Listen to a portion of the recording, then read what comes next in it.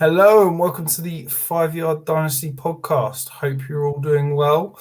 Liam, it was London week. Wasn't the result we all hoped for, but was a good night out. How'd you, or day out rather? How'd you get on? It was incredible. That was my first NFL game in general, and just everyone was so polite and so friendly. You could talk to anyone. Me, my dad, and my girlfriend all went. We ended up in a bar at 10:30, the Beavertown right on the corner next to the stadium, and we ended up talking to a bunch of people, and they were about 10 to 15 miles away from us, all 6 or 7 of them. It was crazy. And highlight of the weekend, I got a picture with Neil Reynolds. So very nice, very nice. My highlight of the weekend was absolutely you completely ignoring me. We didn't manage to meet up at the game, but on my way home, I drove past Liam with his lovely missus, stood at a set of traffic lights. I wind my window down. I'm screaming, Liam, Liam, Liam, Liam, Liam. It was very Alan Partridge. I got completely ignored. I felt very special right there. Come on, you're missing half of the story there. There was a couple of guys on a bike having an argument with someone in a car right next to me. I couldn't hear you over them. Yeah, it wasn't perhaps the best set of traffic lights to try and get someone's attention. I'm not quite sure what was going on, but yeah, it wasn't ideal. And but the A10 as well. Let's not forget that part. Yeah, absolutely. So I mean, overall though, Liam, your first NFL experience, was it what you expected? Was there anything that kind of surprised you or not? I suppose the biggest thing that surprised me, other than the friendliness of everyone that was there, must have been the fact that everyone just cheered at everything that happened. I kind of half expected it to have more of a vibe of only the Jets fans shouting for the Jets plays and vice versa for the Falcons, but it just turned out to be everyone shouting for everything. Everyone cheered for every big play, everything that happened. It was immense. I absolutely loved every second. Yeah, I think that's the unique thing, isn't it, about the London games, is that, where I was sat right down by the Jets tunnel, so was quite a Jets kind of centric corner.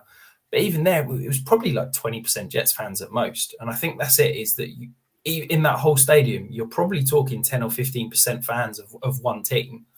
And it's like 70, 80% are just NFL fans. And that's what I love about going to those games, is that you see every jersey you've ever imagined. You see every fans from every team, and people are just there to watch football. It's not, like a game when you go in the States and it's 80, 90% one set of fans, and it is very, like a home game.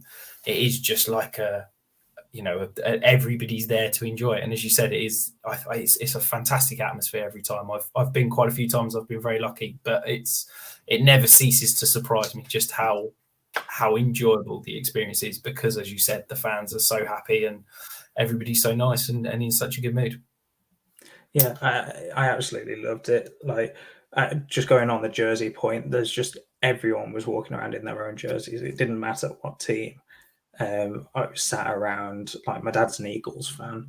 My girlfriend's picked up the Texans because she's been to Texas. So you need to have words. You need to have words there. That's you shouldn't be allowing that decision. That's horrific. If that's what she wants, then I'll let her have it. But yeah, it was just so much fun to turn around and see Saints fans. There was another Texans fan on the row below us, and it was just so fun just to see every jersey. And there were so many, not just new jerseys as well. There were so many like vintage jerseys. I'm sure I saw a Charles Woodson. I saw a Calvin Johnson jersey for the Lions, which I didn't think I'd see. But yeah, there's just so many different jerseys, and you can talk to anyone there. So if you've got the chance to go, definitely go. Yeah, absolutely.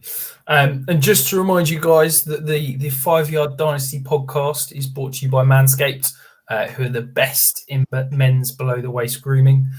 We still have a fantastic exclusive offer for you. You can get 20% off and free worldwide shipping with the code 5Yard. We've talked about it a few times. It really is the Lawnmower 4.0. You can see it at the bottom of the screen there. It is a fantastic piece of kit. It is, a life-changing piece of equipment. It really is. It's one of those things that, as I've said many times before, you never put any thought into it. You never think about what you're using until you're finally using the right piece of kit, and it completely changes your life. So Liam, the most hotly anticipated section of this podcast every week, it seems. I reckon the most interaction I get on Twitter and in DMs is, does Liam really make those cocktails every week? So come on, don't leave the people waiting.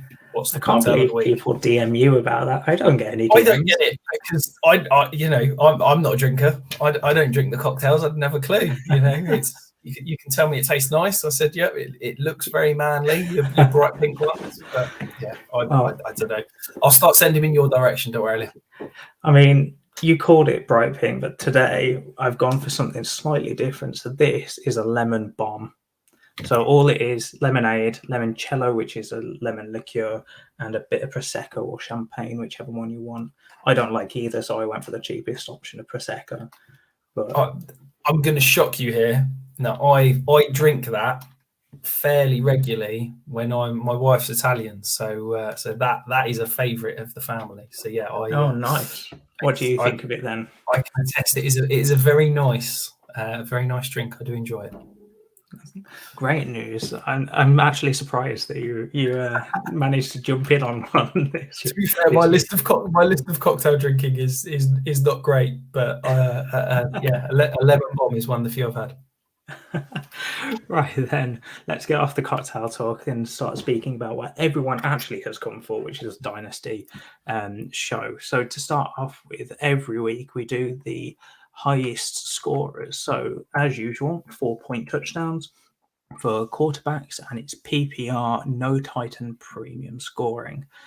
So let's start off with quarterback position. We had Justin Herbert, Lamar Jackson, and Tom Brady as our top three. Running backs, we had Jonathan Taylor. Myles Gaskin bounced back this week after us slandering him a little bit last week. And Derrick Henry. Yeah, but perhaps not our finest take in terms of discussing whether Myles Gaskin was done as a back in Miami and in him exploding. I was completely gobsmacked. I can't get my head around it. You've got a guy that looked solid last year when he was used, looked explosive, and then last week I think he had his career low. Was it 20% opportunity share? Was very low in terms of snap share, hardly on the field, and then seemingly he's back to being the key piece of the offense. It was very strange, but incredible usage. We saw 10 targets, 10 catches, 2 touchdowns. If he's going to get that sort of work in the receiving game, he's going to be that, solid RB2, back-end RB1 that people drafted him to be. I guess the question is how many people actually started him and used those points that he put up this last week. I was also convinced that he was on the downturn. I'm still on the train that he is more of a volume-based running back, but we'll have to figure out what's actually going on in Miami. I think it could have just been a really bad game for him.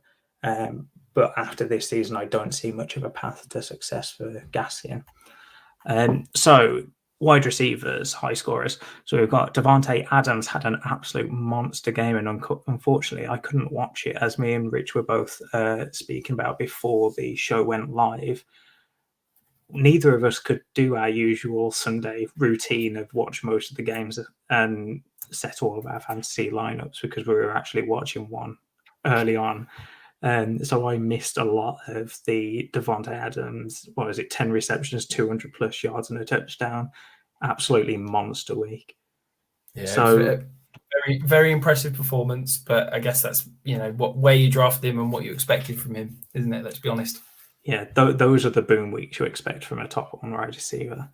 And then other wide receivers following him up. We've got Mike Williams bounced back again, so another bounce back that we talked about last week.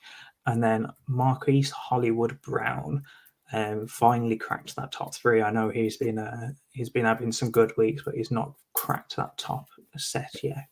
And then over at the tight end position, we had Mark Andrews went wild in Monday Night Football. We had David Njoku and Kyle Pitts that we actually got to see in person. Saw his first career touchdown. What a game for him. Yeah, first of all, Mark Andrews' performance, he's the highest point scorer in all leagues, across all positions this week, which just shows how mental that is. He outscored all quarterbacks. And yeah, the Cole Pitts thing, I think that I love the talent, I love the player, and it seems that it took, the Falcons losing their entire receiver core to suddenly start utilizing correctly. It's the first time we've actually seen him line up, over 66% of his snaps as a receiver. I think he was only in line 2 or 3 times in the entire game. It was the first time the Falcons, I feel like, have used him as we kind of dreamt that he would be used coming out. I do think that, and I had a little rant in the 5-yard WhatsApp chat and at halftime, and basically no one responded. I think everybody realised I was just ranting to get it off my chest. But the way the Jets covered him in the first half, I do not get it at all. They basically deemed that he was a wide receiver, and we were going to nickel on those first 2 drives with the Falcons in 13 personnel and 12 personnel. We were in nickel, and they were just running the ball down our throats and couldn't do anything. And then all of a sudden they thought, oh, let's try and put a linebacker on them, and they just started tearing him apart. On his touchdown, I don't know if you noticed, the guy covering Cole Pitts for his touchdown in man coverage was John Franklin Myers, who is a hybrid kind of DN/D tackle that kicks inside on pass rushing downs. And you've got like a 275-pound defensive lineman trying to cover an absolute athletic freak, and then people are surprised that he caught the touchdown. It's like, yeah, I'm really excited that Cole Pitts has finally broken out. Do I think this is Cole Pitts to stay this year? No, I still think that the price people paid at the beginning of the year was too high. I think he'll have weeks like this, but I don't think that he's basically going to get the Jets every week, is he? Oh, I know, but it was still an incredible performance. Not to take away from that route that he did run. Yes, it was against a 275-pound lineman, but it was still a good route. So let's move on to a lot of significant news this week.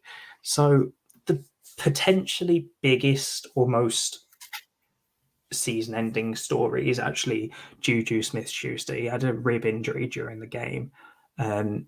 I actually have a roster with him and 2 other guys that we are going to go through in a minute, where I had him and 2 other guys go out within the first quarter, and safe to say that I did not win that league or win that matchup. But yeah, so he had a rib injury. It was quite clear to start off with that it was serious, and then the decision has been made, from what I can tell, that the season-ending surgery is going to take place. You've got Dalvin Cook with an ankle injury. He was not active last week.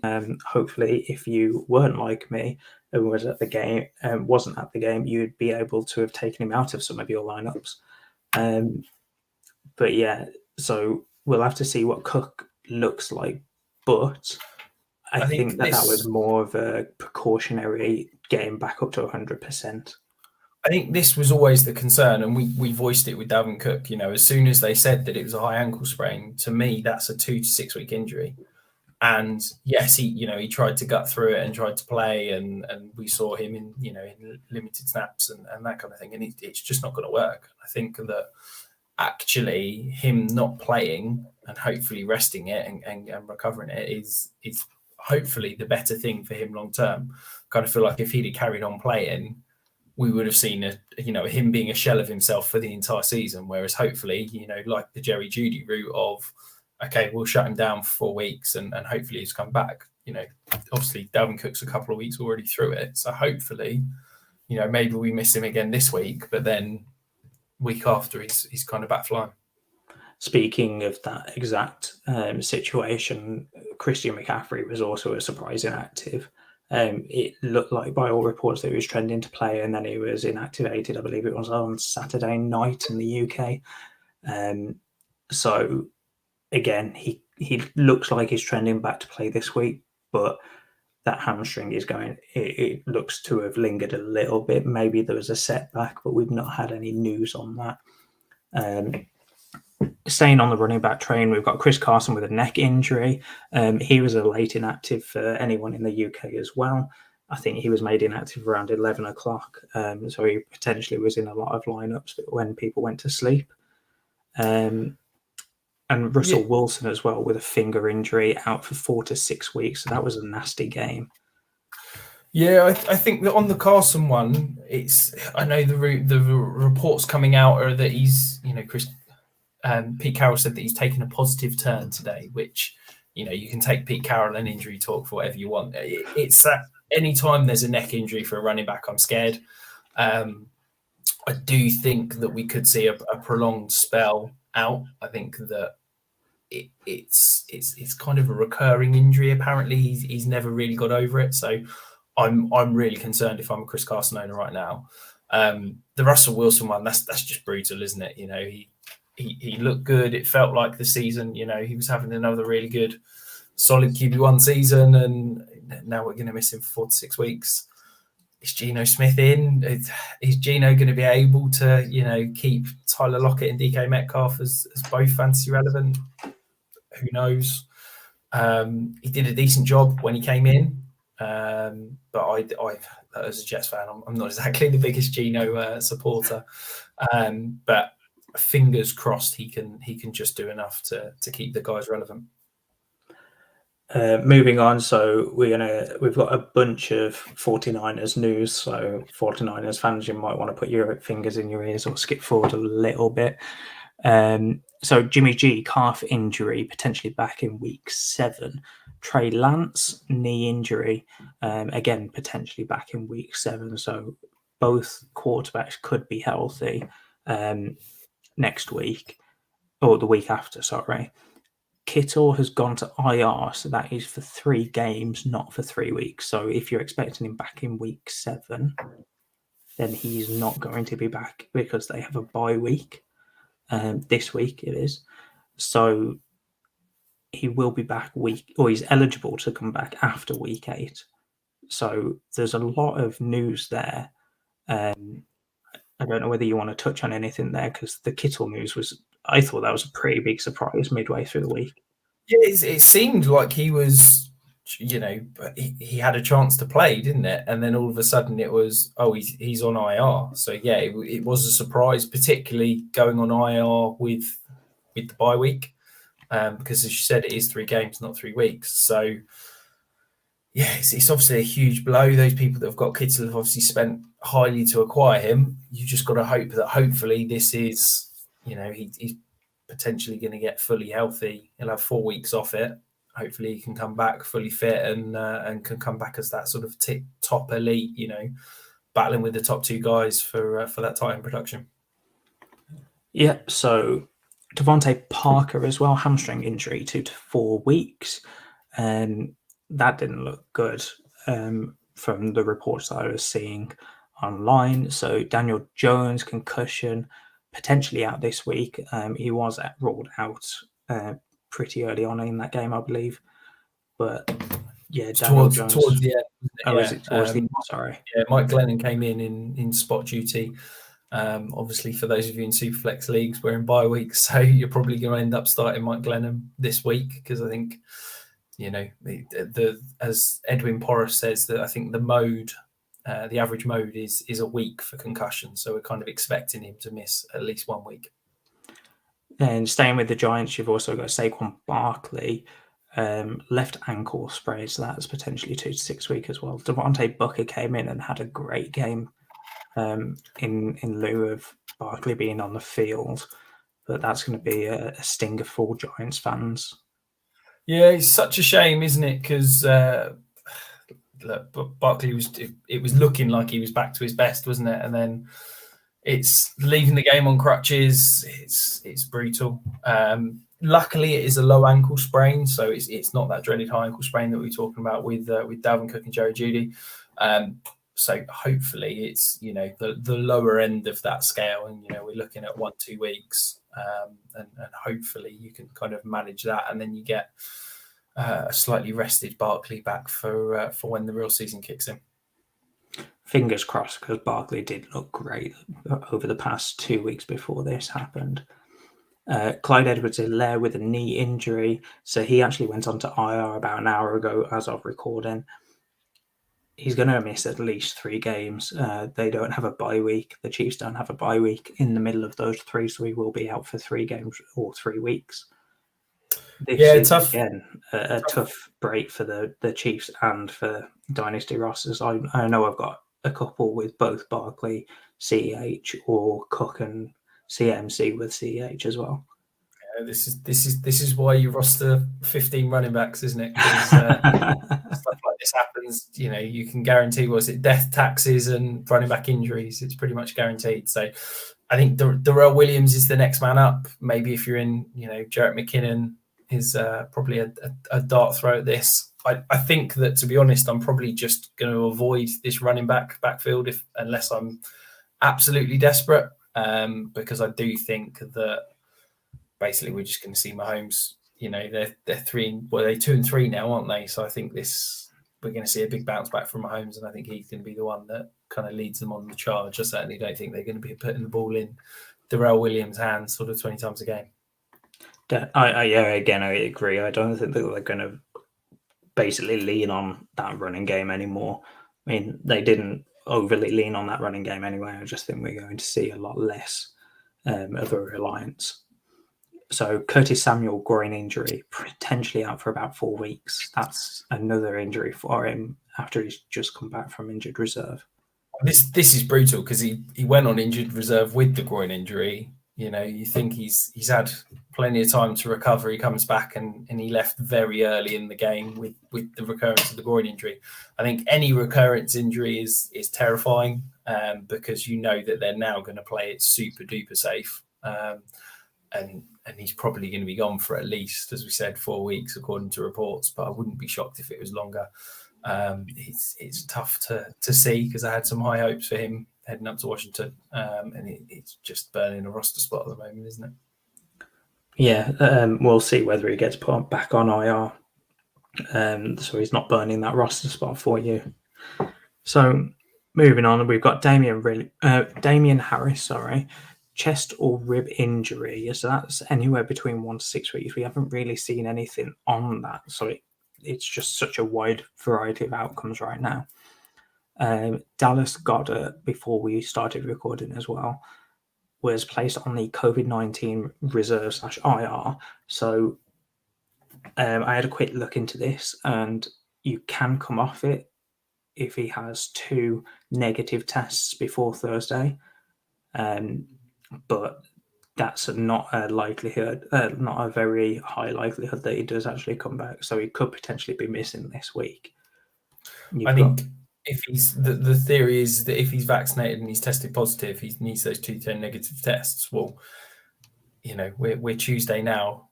It's hard to see him having 2 negative tests in the space of 24 hours in order to play. So yeah. I think you're probably ruling Dallas Goedert out of your lineup this week. So, bit of hopefully good news. I know we've been saying this for the past couple of weeks and it's still not happened, but Rashad Bateman and Michael Gallup both potentially coming back from IR this week.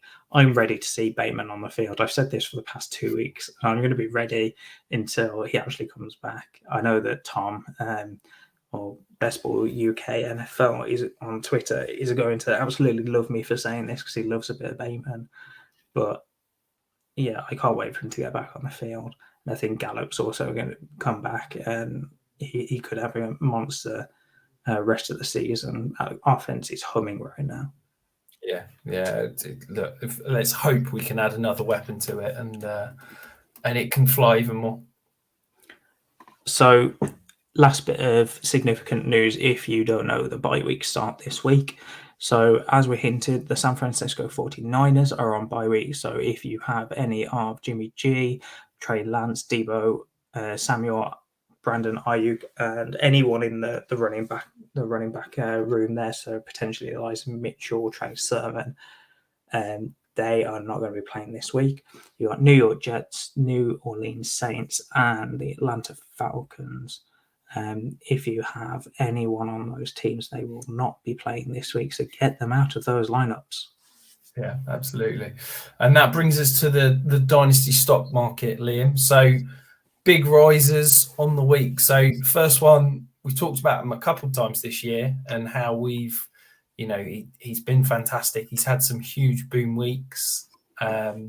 Whether we could buy into it, and it's Hollywood Brown, Marquise Brown up in Baltimore. He was incredible Monday night.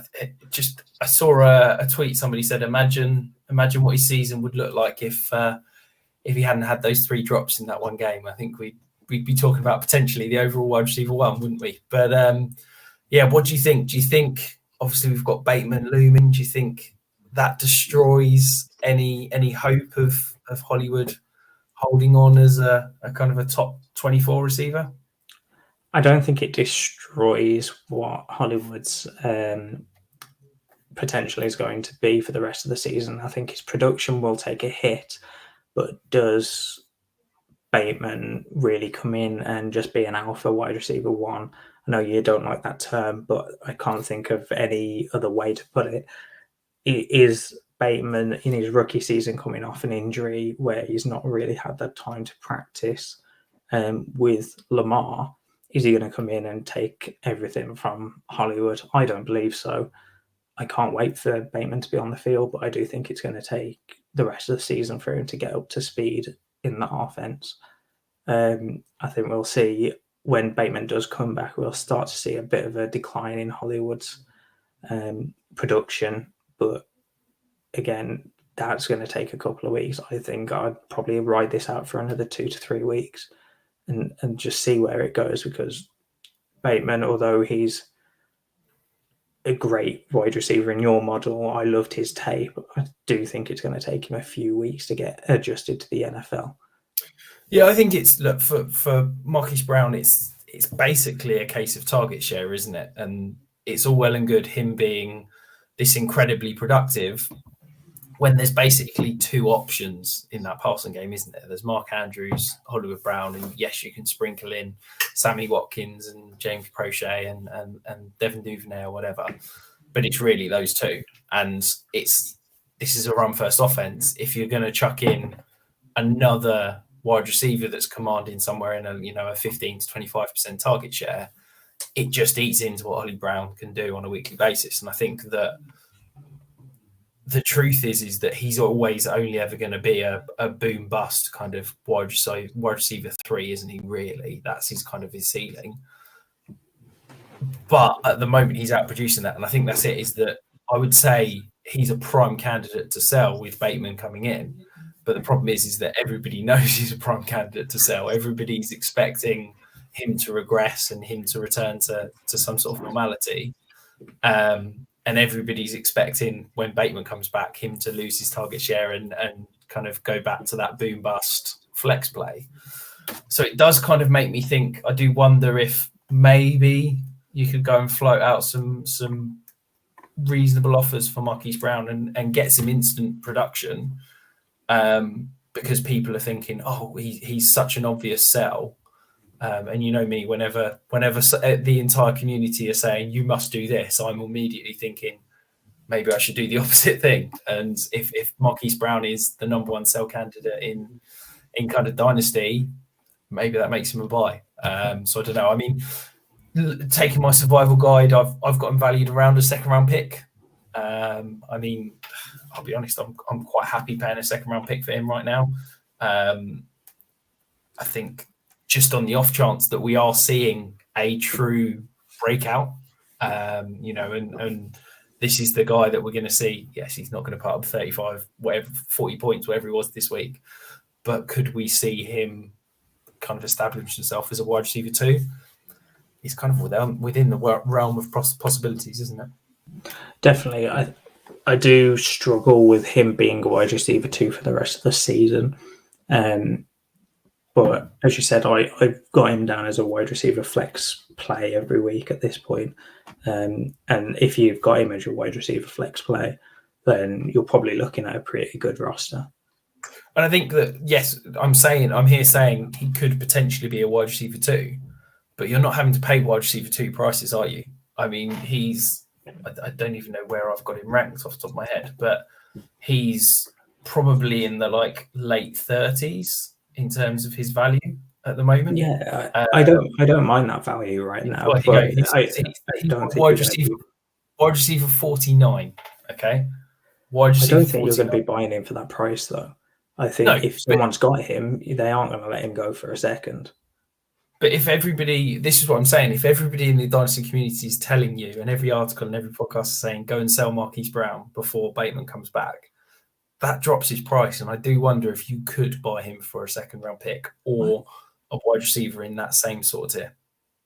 Yeah, I don't mind the swap or having a second round pick with a little bit on the side to go and get him. But at the same time, I just think that his price is going to outweigh the potential reward that you're going to get right now, in the long run, at least.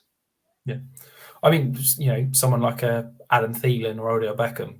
To me, I'd throw Marquise Brown in there. I need to update my my values and ranks because I think I'm definitely a lot higher on him than I am on those sort of guys. Yeah, I agree. So the second big riser, and it feels like, again, we talk about this guy as a riser every week, and it's Jamar Chase. It seems the touchdown regression is never going to happen. He's just going to keep catching long bombs from Joe Barrow and keep producing. So how high are we on him, Liam? How high is he as a dynasty wide receiver? Do you think he's, is he cracked that top 3? Is he cracked the top 5? How high are you on on him now?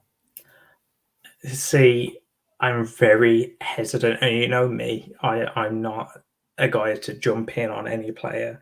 I'm a lot more on the fence, as you always say. With Chase specifically, I think I'm hesitant to put him in that top 6 range right now.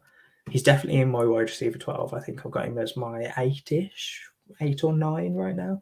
But yeah, he can easily move up for me in the rest of the season. I'm still expecting a bit of touchdown regression. I can't see this carrying on for the rest of the season. But he's shown that he can do this in his rookie year. He's legit.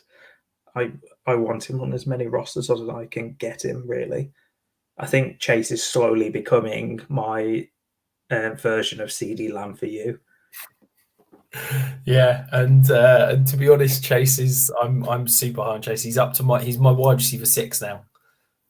So the only guys I've got above him so I've got Tyreek and Devonta, and then I've got Justin Jefferson, AJ Brown, CD Lamb, and Jamar Chase, and he's very much in that tier of those 4 youngsters. So I'm all in on Chase. I think he's he was a 99th percentile receiver in my model. He is, he basically broke it. I'm super excited about him long term. I love the fact that he's going to be in a pass first offense with some other elite receivers in terms of all the other stuff. T Higgins, Tyler Boyd, that kind of thing. I'm really excited about him going forward. I do think that we kind of overvalue youth still, which is why I've got Tyreek Hill, Devonta Adams ahead of him. And I do think that I've seen some talk overall dynasty wide receiver 1, and I think we just need to cool the jets on that a little bit. We remember 12 months ago, people were talking about DK Metcalf as the overall wide receiver 1 at this point last year.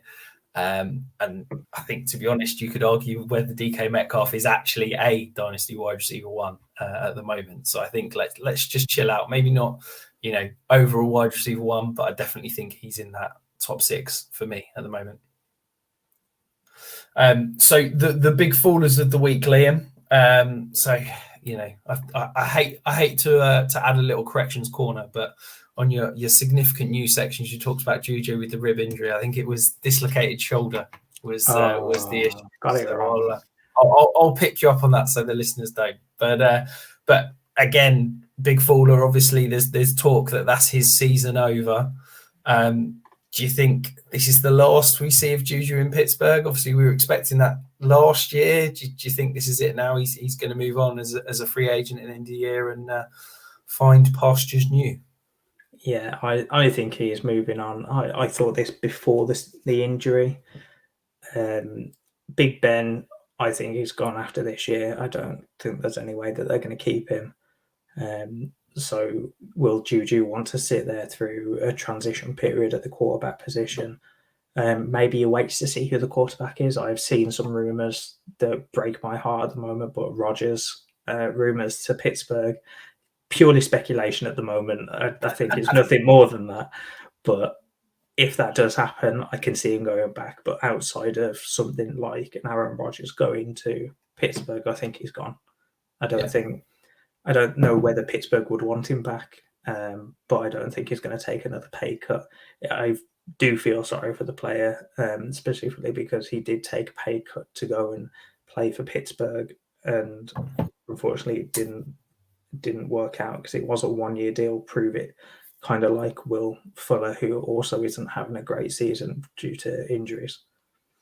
Yeah, I think for me, if I'm not a contender, I'm probably using this opportunity to go and buy Juju. I think I'll give it a week, make sure he is ruled out for the year, make sure the guy who owns him is kind of thinking he's fully done and put on the shelf, and then I'm going and buying. You know me, I'm any injury discount I can get on a guy that I view as an elite player, I'm absolutely doing it.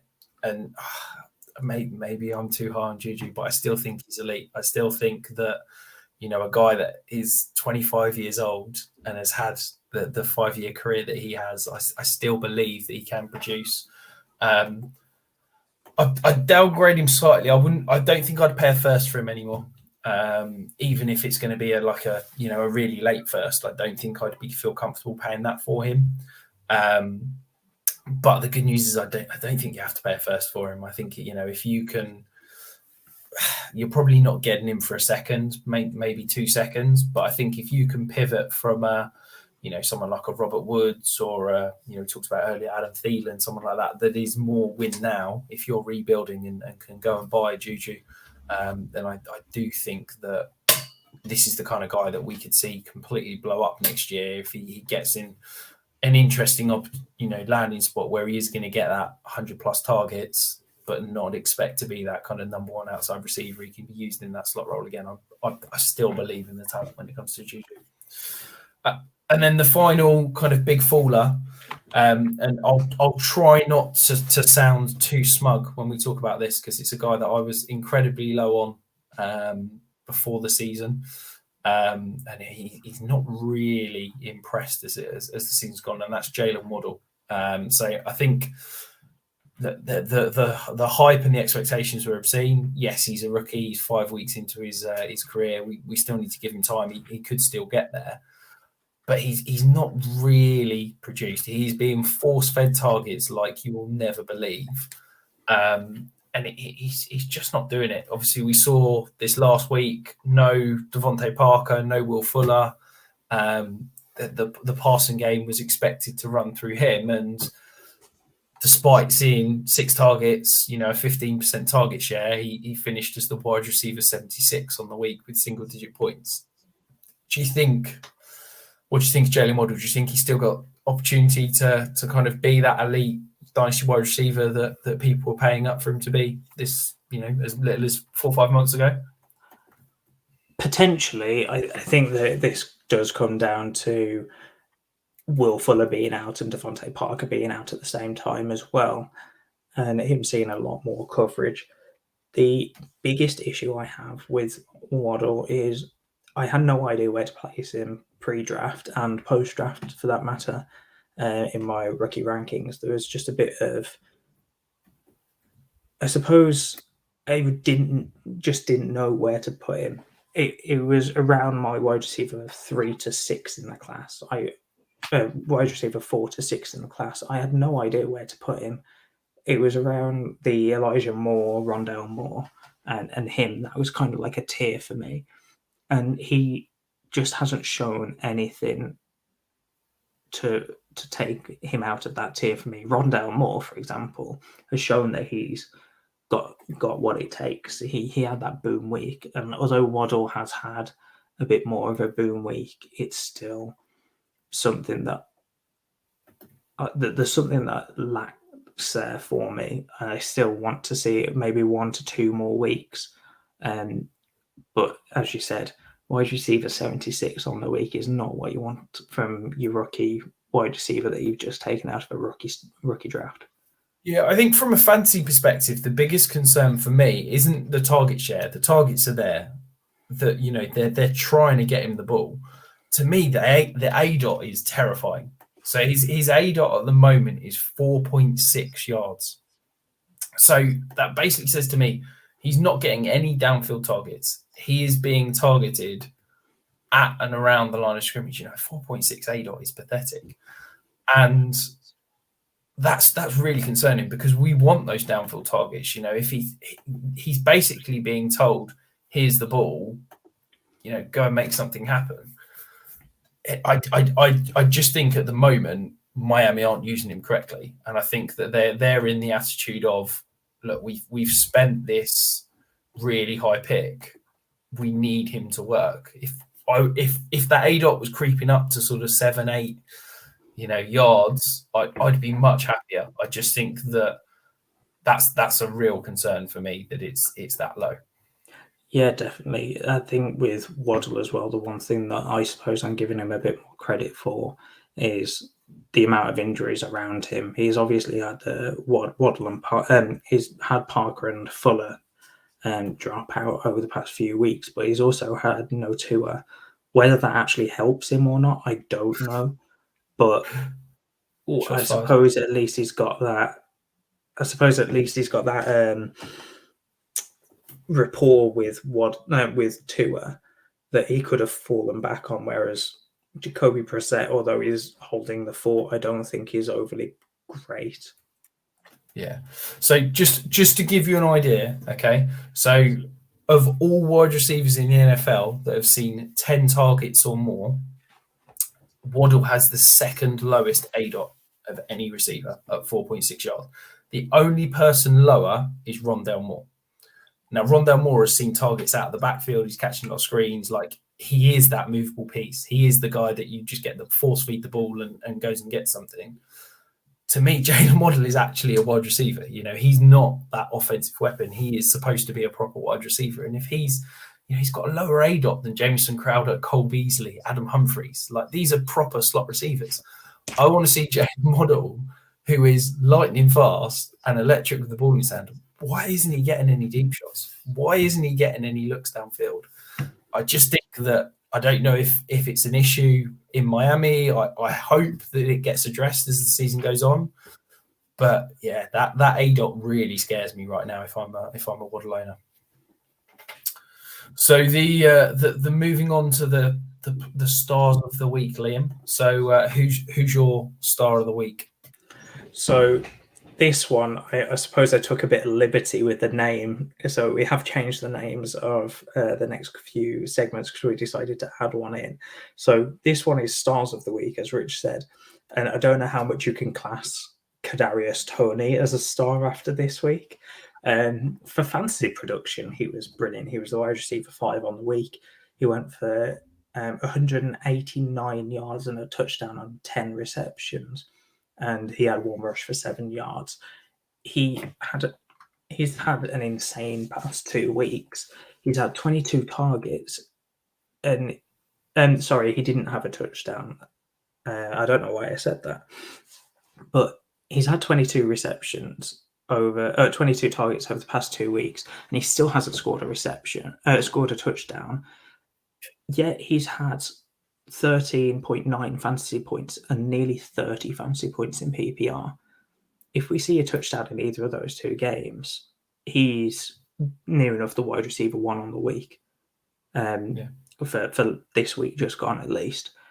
So do we think he's the real deal, Rich? Or do you think that the Giants were being slated correctly for taking him in the first round?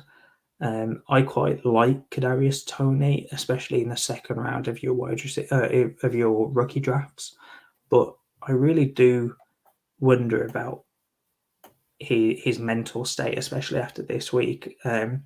This is what I was talking about when I said taking liberty with the name, because he got ejected from the game for fighting, I believe it was, and he could be facing suspension after that, at least a fine.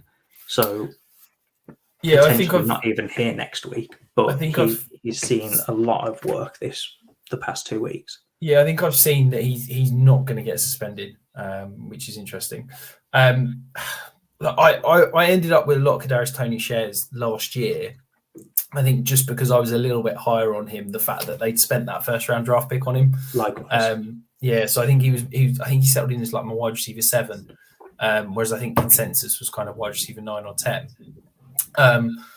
Yeah, it's hard not to be really excited by the usage the last 2 weeks. He looks electric. I think his, to use a James Harden metaphor, his ability to stop is impressive, more so than his kind of acceleration.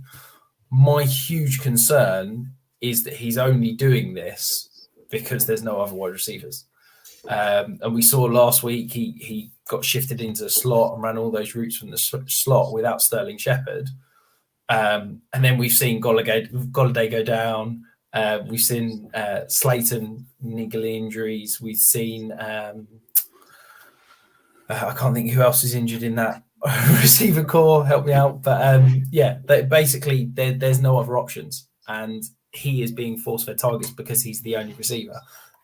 When Slayton, Golladay, Shepard all come back, are we going to see him still command this kind of high target share?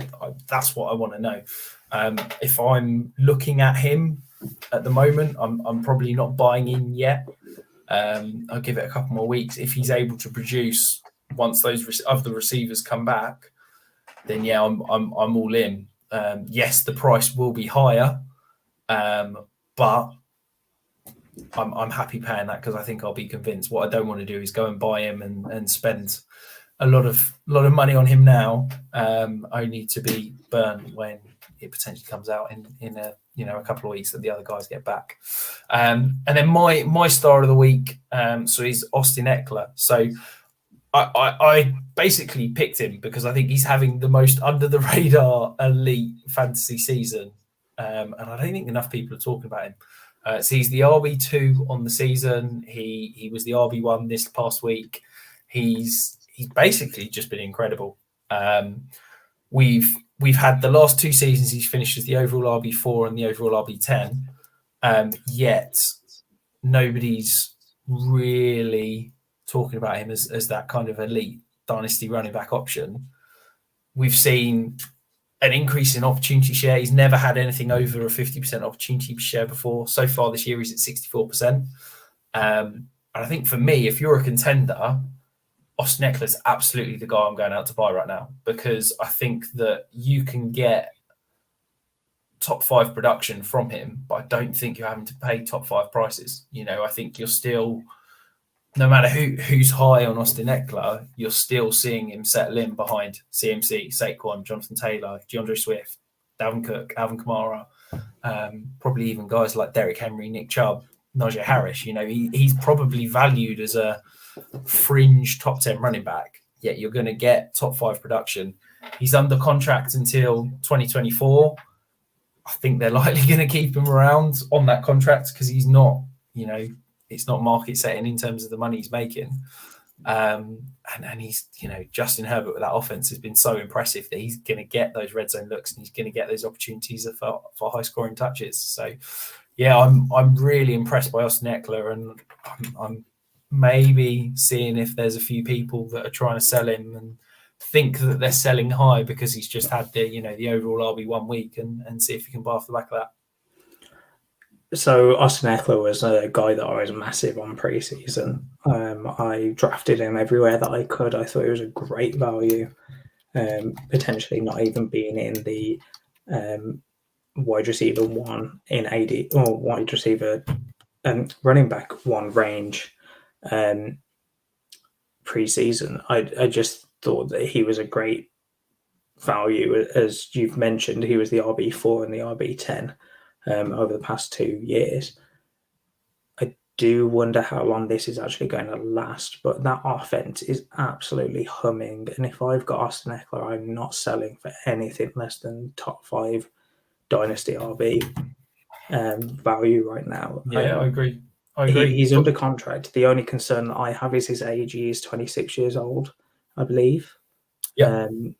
But that's the only concern I have with Eckler. He doesn't have that workload on top of him. He's just an immense player, and especially in PPR leagues, he will get you. He has such a safe floor that if he's your running back one, you're probably laughing all the way to the title right now. Yeah, I think if I can get, buy back some additional value, if I can get, Dalvin Cook for Eckler plus, if I can get, Alvin Kamara for Eckler plus, those are moves that I'm absolutely making, because I think you're not losing much in terms of production, plus you're getting that kind of added asset on top. So the deep dive player for the week. So we're just gonna do one, because as we said, we've added in a new segment, but it's going to be Marquez Callaway. So obviously we had the huge hype in the preseason, and then we had essentially 3 dud weeks where he didn't really do much, and we've now had 2 kind of boom weeks. He saw 8 targets, caught 4 for 85 yards and 2 touchdowns. Really impressive, to be honest. Do you think that Callaway's someone we should be buying into moving forward? Are you concerned about Michael Thomas kind of looming over large and could potentially be coming back in a couple of weeks? Potentially. I think if you are buying him after the past 2 weeks, now is a great time, because they're actually on a bye week this week. So you could be sending a bye week filler for the guy, for Marquez Callaway, and getting quite a good deal out of it. I do want to pump the brakes a little bit. He does have some good stats out there, but I don't think this is going to be the norm of having 3 good weeks, 3 bad weeks in that kind of flip-flop order. I think with that offense in general, when it goes well, it really goes well. But we've seen what also happens when the offense does not do very well in a game. I think with Callaway, we just need to pump the brakes a little bit. I do like the whole idea of a speculative throw a low end pick, maybe a swap of players on the lower end of your bench. But I think with Callaway, you could see any one of those wide receivers go off in a game. And it really does depend on how Winston plays in any one of those games, because if Winston doesn't play well, his wide receivers have been shown that just they don't do well either. I think that Callaway's undervalued currently, but he's absolutely not someone that I want to roster, because I think he is that, we talk about it, he's the boom bust wide receiver for flex that you never know if he's going to have a good week or not. The way he plays, he is that deep threat. He's going to have, he had a 17.9 ADOT so far this year. He's getting those downfield targets, and if he catches 2, 3, 4 of them, he's going to have a fantastic week. But if he doesn't, he's going to give you nothing. So it's the kind of guy that I really don't like rostering. I don't like rostering, guys that I say in that sort of wide receiver 35 to 60 range, because I think they're all too expensive for what their production is. And I throw him in that kind of tier. I think for me, he's undervalued. If you're desperate a receiver, or you just think that he could potentially turn out to be, the number one if Michael Thomas isn't going to come back. We've not heard anything out of that camp. Go for it. But for me, I just don't like that kind of player, because I do think they are, incredibly inconsistent, and that's not what I want in my flex spots. So I say the final segment, but this is the new segment. So this is the Dynasty Spotlight, Liam. So what player are we going to focus on this week? So this week we're going to focus on Trey Lance. This segment I kind of thought of because I had Rich obviously ribbing me every week by not going deep enough with my deep dive player, and thought, how can I get out of thinking of someone that I'm never going to roster or never want to roster? So I thought of, why not? Let's switch it up a little bit and have Spotlight Player of the Week. So Trey Lance is someone that I know that the Dynasty community in general are really high on because of that upside. And I wanted to really get your thoughts on how you see Trey Lance at the moment. We've seen him in 2 games as a fully new enough starting quarterback in both. I do wonder what your opinion is, because yes, you've seen really big plays and you've seen really good plays, but at the same time, you've seen some plays that I just kind of think, what was that meant to be? Or is he really thinking everything through? Is he just maybe panicking a little bit? So this week he had 29 passing attempts, completed 15 of them for less than 200 yards and had an interception. But on the same side, especially for fantasy purposes, he had 16 rushing attempts for 89 yards. That's great for fantasy production. That's 8.9 points just on the ground. And if he improves that passing game, he's going to be a great quarterback. My concern is, one, are the 49ers and Kyle Shanahan going to give the keys to him, especially this season after some of the plays that he's had? Or do you think that they're maybe going to shy away from that and try and hope Jimmy G kind of weighs them through this season a little bit more? I think that, look, everybody can see the talent. He is incredibly talented. He is a phenomenal athlete who has an absolute cannon for an arm. The talent is there. The fantasy upside is clearly obvious. You know, he scored over 20 points last week in spot duty. He had, I want to say, 15 points this week in what was essentially a bad game, because he produced those, you know, didn't score a touchdown, but had 9 points on the ground rushing. That's a decent week. But to me, no, I watched the game in 40 at lunchtime today. I went back and had a look a little bit at the coach's film because I knew we were going to talk about him. But to me, he's not ready. Okay, I think that, to me, he's not progressing through reads. It's very much first read or I'm off. At no point did I see him actually progress to a second read. I think he's not got the touch on his throws currently, in terms of, I think he's not got the capacity to see NFL open, in terms of, I don't think he's reading the game quick enough to anticipate guys getting open. And from what I saw, he was waiting for people to be open to throw them the ball, at which point in the NFL, you're almost too late. And this is the problem that Zach Wilson's having, is that he's seeing guys open, throwing the ball, and it's too late.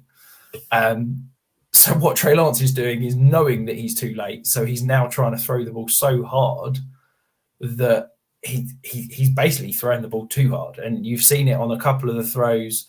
I think he's gripping the ball too hard and throwing the ball too hard, and it's losing its spiral as it goes.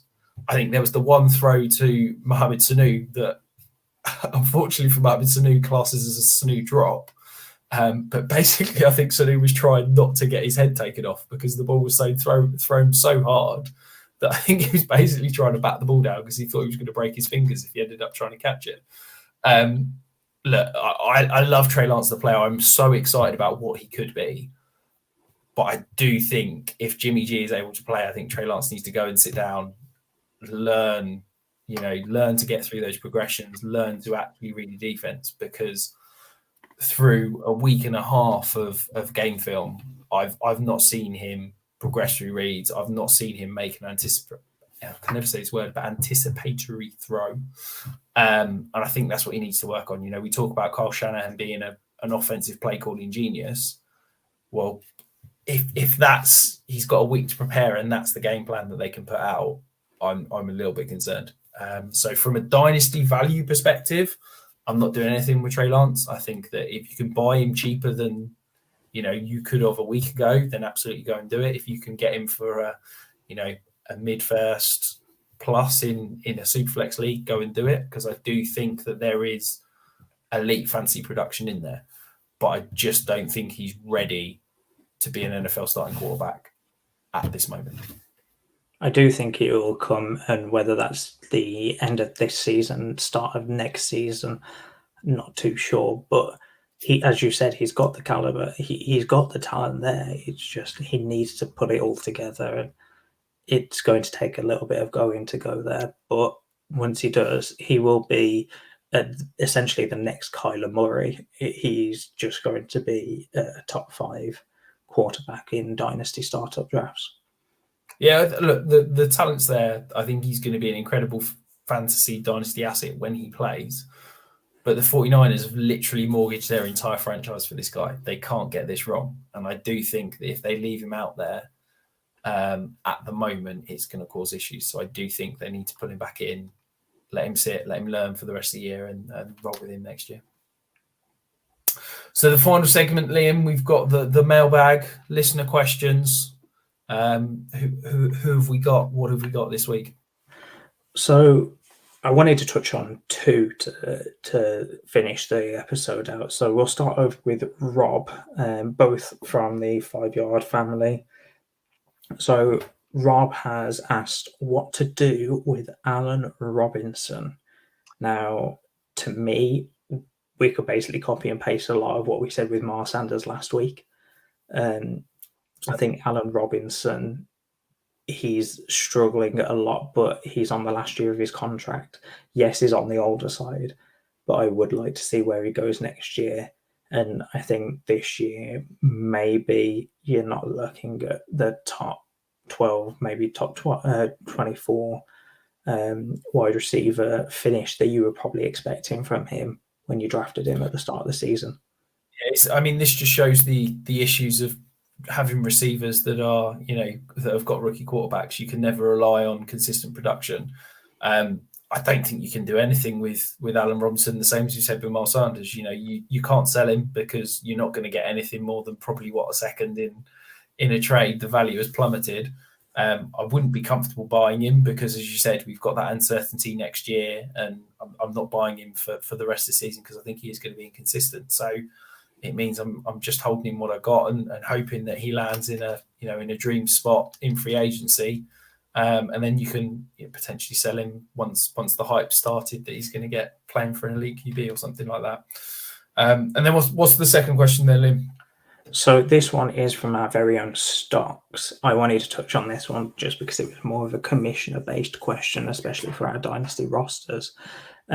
With IR now being 3 weeks like it was last season, should leagues increase the number of spots, IR eligible spots? Now, yes and no for this, in my opinion. So yes, in terms that they should, but I don't think doing it midway through the year is the way to go. I don't like mid-year changes unless it's a clarification of the rules. I don't like any type of mid-year change to any roster, any scoring setting or anything along those lines. So personally, I think bring it up in your off-season. I'd be very annoyed if any of my leagues didn't have more than 3 IR spots at this point. Especially with knowing that the rules were carrying over from last year. But with IR now being 3 weeks rather than I believe it was 7, 8 weeks it was previously, you're going to see a lot more people on the IR just as a short-term roster management move from NFL teams. Yeah, I think, look, there's no reason not to have loads of IR spots. Anyone who's in Dynasty League with 1 or 2, I just don't get it. I think you should have 5+. I don't see any reason with any problem with having 10 spots, to be honest. But I do agree with you. I don't think you can change it in season. I think you've got to wait till the off season. You've got to either make the change or put it to vote and go from there. But that concludes it for the pod this week, Liam. So thank you very much for joining us again. Just to remind you all that you can go to manscaped.com, use that code 5yard, and you will get 20% off. By all means, check out 5yardrush.co.uk. You can see all of our articles. Just drop the Dynasty Waiver Wire article this week. We've got a few more good ones coming. And yeah, we will be back again next week, hopefully to talk about some new interesting dynasty values and changes. But thank you very much, and we'll see you again next week.